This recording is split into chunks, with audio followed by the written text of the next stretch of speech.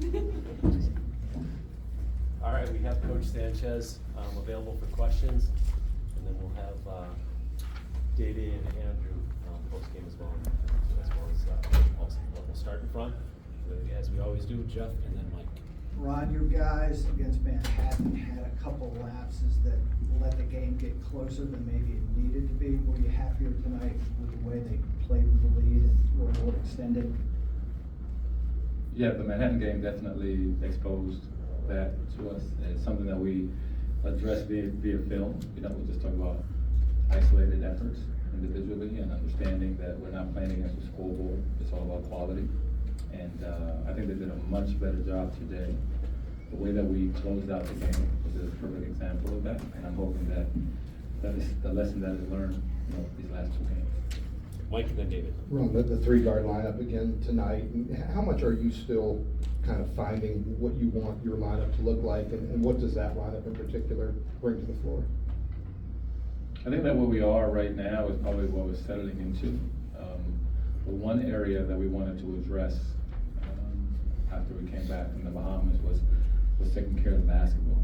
I think personnel maybe has something to do with that. So having Rhodey and IMAC and Dede handle the ball primarily has been really good for us. I think we went from 18 turnovers to 16 turnovers to 8 turnovers to 6 turnovers tonight. That resonates more of the Virginia way of basketball. Eliminating losing, transition defense. I think we did a fantastic job today again. Back-to-back games, transition. So we continue to stack, those behaviors, those habits, and understanding how important those things are. Especially as the competition picks up, then we'll have an opportunity. David, then Jeff, and then Marcus. Ron, you mentioned the competition picking up. You now have your first true road game of the season on Wednesday in Florida. Do you believe your team is better prepared for that test than it was when it headed to the Bahamas? I think every game will afford us the opportunity to get more prepared for the next opponent. Again, we have to remember this group is just kind of starting to gel, figure some things out. As coaches, we're trying to figure some things out with them as well. So I do think that the Bahamas trip is going to be one that will afford us the opportunity to step back into a previous experience, playing against an SEC opponent that's ranked in the top 25, knowing the physicality, the athleticism that we're going to face. And I think that if we lock into that and that understanding, I think we'll be much more prepared than we were for the Bahamas trip. Jeff and Marcus. Dede was not a big scorer at Kansas State, but he has shot the ball well from the line, from three-point range, and doing some work around the basket. Did you think, when you guys took him as a transfer, that there was more there from him on that front? Yeah, if you watch Dede in high school, he was a really good scorer in high school.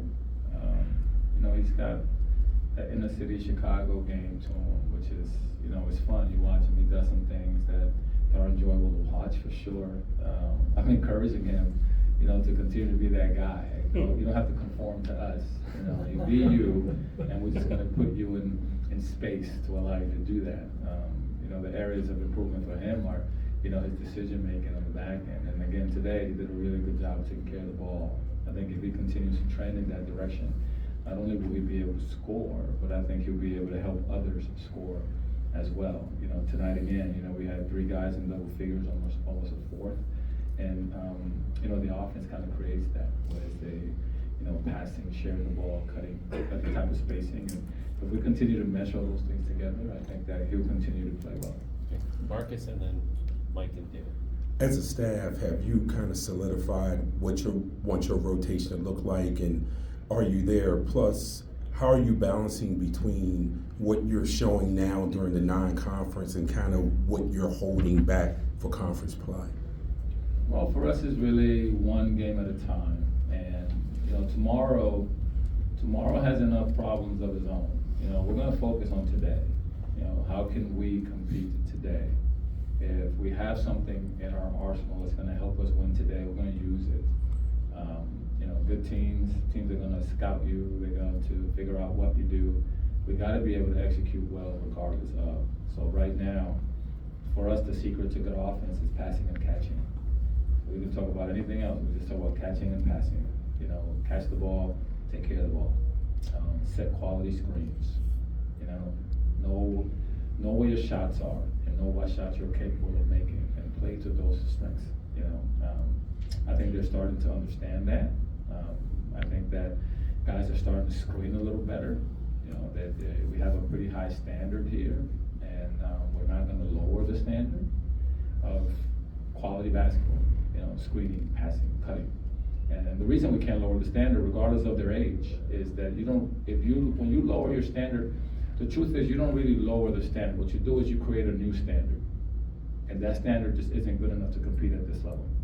So we're gonna continue to keep the bar high, regardless of the experience that these young guys have, and regardless whether they're first year, second year transfer, or have minimal experience. You know, that's why it is the Virginia way, and that's how this program has been successful, and we're not gonna shift from that. Mike, then David. 6 and 6 from Blake tonight. What have you seen in his development? What more do you need to see for him to have a bigger impact for you? And Blake's his second year with 35 college basketball games under the belt. You know, he's very young as a player. You know, Blake still has to figure some things out. You know, Blake still has to get in the weight room and get stronger. But right now, you know, we're asking him to make some plays from the elbows, to make some passes.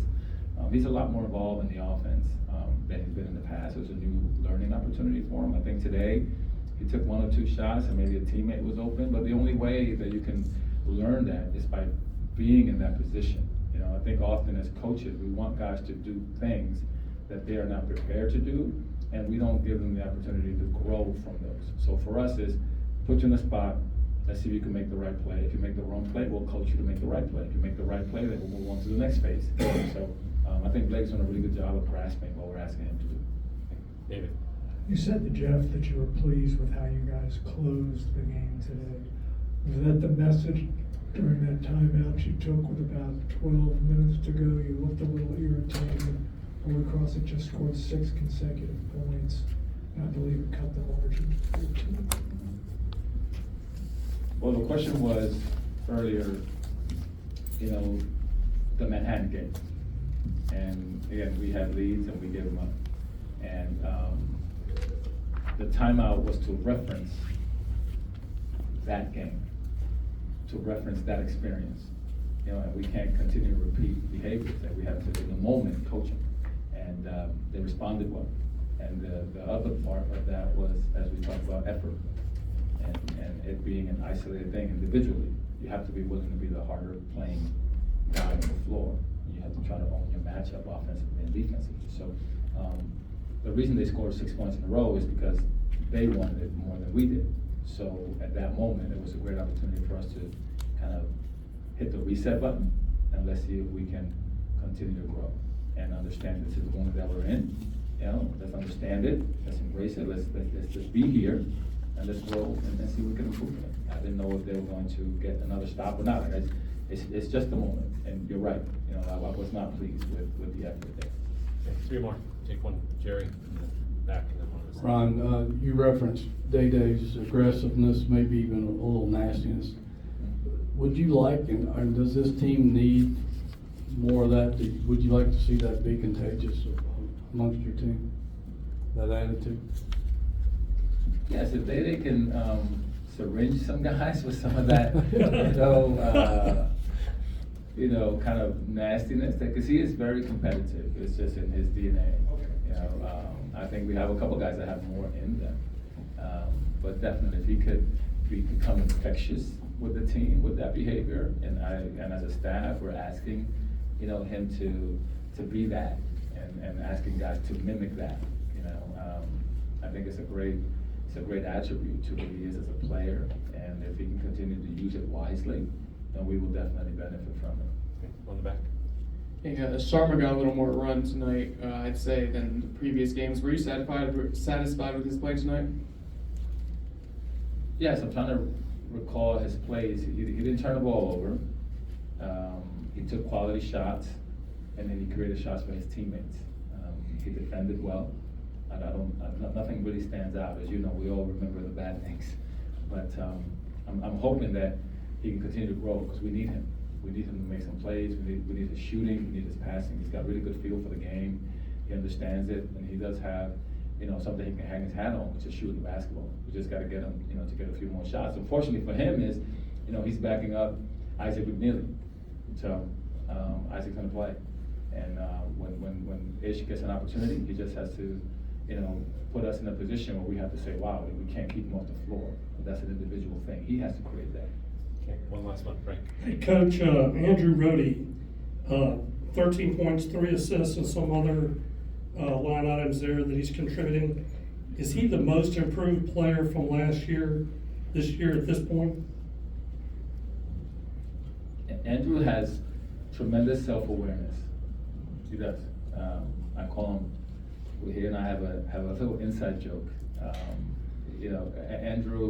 Andrew really understands who he is, and he understands his weaknesses, and he actually acknowledges some of those things in the moment during games. He has improved drastically in some areas, but again, our standard is still a lot higher than that. And I asked him during the game today, do you know why I coach you so hard? He said, because you want me to be a really good player. And as long as he understands that, then we're in a good spot. And that's what I do appreciate about Andrew. He's coachable. You can get after him. He's always going to give you all he's got. I mean, he doesn't look like Day out there, but they share similar DNA in their competitive nature. Thanks, Coach. All right. Well,